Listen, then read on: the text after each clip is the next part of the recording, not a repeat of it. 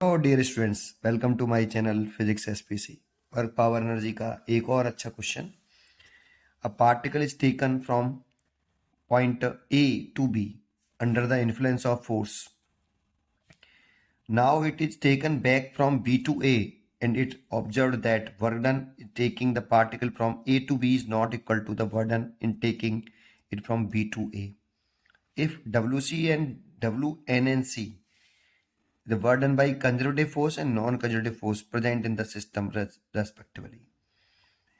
Delta U is the change in potential energy and delta K is a change in kinetic energy. Then choose the incorrect options. ये इसके चार option दे रखे हैं। देखो solution देखते हैं। तो देखो इसमें यहाँ पर दोनों फोर्स इन्वॉल्व हैं, कंजर्वेटिव एंड दो ही फोर्स इन्वॉल्व हैं, एक तो कंजर्वेटिव फोर्स है और एक नॉन कंजर्वेटिव फोर्स है। जिसमें वर्क एनर्जी थ्योरम लगाएं अगर हम, तो according to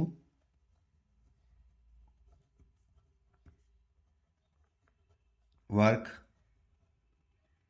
energy theorem, work done by all forces is equal to change in kinetic energy.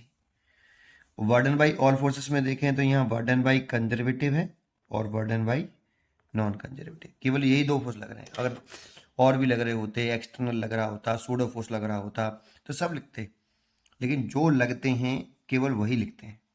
यहाँ पे केवल दो ही फोर्स लग रहे हैं, कंजर्वेटिव और नॉन कंजर्वेटिव।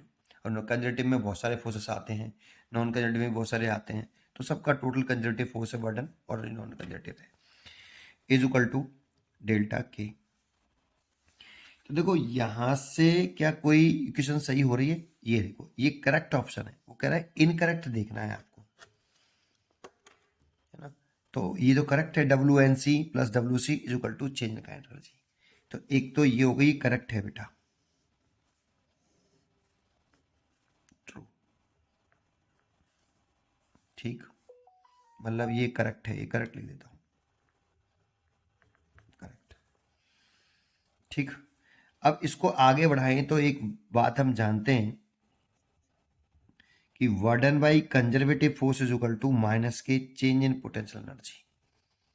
तो देखो ये वाला बात भी इसमें करेक्ट दे रखी है, W C is equal to minus के डेल्टा यू, तो ये वाली भी करेक्ट है। ये हम जानते हैं बेटा, work done by conservative force is equal to minus का चेंज इन पोटेंशियल एनर्जी, ठीक। जो चेंज इन पोटेंशियल एनर्जी होती है ना, वो केवल और केवल कंजर्वेटिव फोर्स के द्वारा आती है ना। कंजर्वेटिव फोर्स द्वारा ही पोटेंशियल एनर्जी क्रिएट होती है। Gravitational force is conservative force, तो आपने पढ़ा हुआ gravitational potential energy. Spring force is conservative force, तो आपने पढ़ा हुआ elastic spring potential energy. Electrostatic force are conservative force, तो आपने पढ़ा होगा इलेक्ट्रोस्टैटिक पोटेंशियल एनर्जी। लेकिन आपने friction force are non conservative force, तो आपने फ्रिक्शनल पोटेंशियल एनर्जी कभी नहीं पढ़ी होगी, क्योंकि non conservative force potential energy create नहीं करते हैं। केवल कंजर्वेटिव फोर्स के द्वारा ही पोटेंशियल एनर्जी में चेंज आता है। तो conservative force is equal to minus के डेल्टा यू, ये भी करेक्ट है।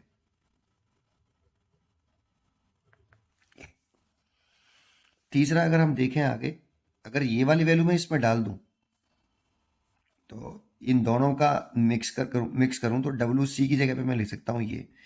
तो देखो W C plus W N C is equal to delta K, और इसकी जगह पे लिख सकता हूँ डब्ल्यू सी की जगह पे, सॉरी, डब्ल्यू सी की जगह पे लिख सकता हूँ माइनस के delta you plus W non conservative force बराबर चेंज इन काइनेटिक एनर्जी। तो देखो इसको ऐसे भी लिख सकते हैं, W non conservative force minus के डेल्टा यू बराबर डेल्टा के। तो देखो ये वाला भी ऑप्शन करेक्ट है, ये भी करेक्ट चॉइस है। देखो इसमें जो ये रखा है W non conservative force minus के delta U is equal to change in kinetic energy, तो ये भी करेक्ट है। तो ए भी करेक्ट हो गया, बी भी करेक्ट हो गया, सी भी करेक्ट हो गया, लेकिन इसमें लिख रहा है W N C is equal to minus के delta U is equal to minus के डेल्टा के, तो यही रॉन्ग है। तो रॉन्ग स्टेटमेंट आपका वो डी है।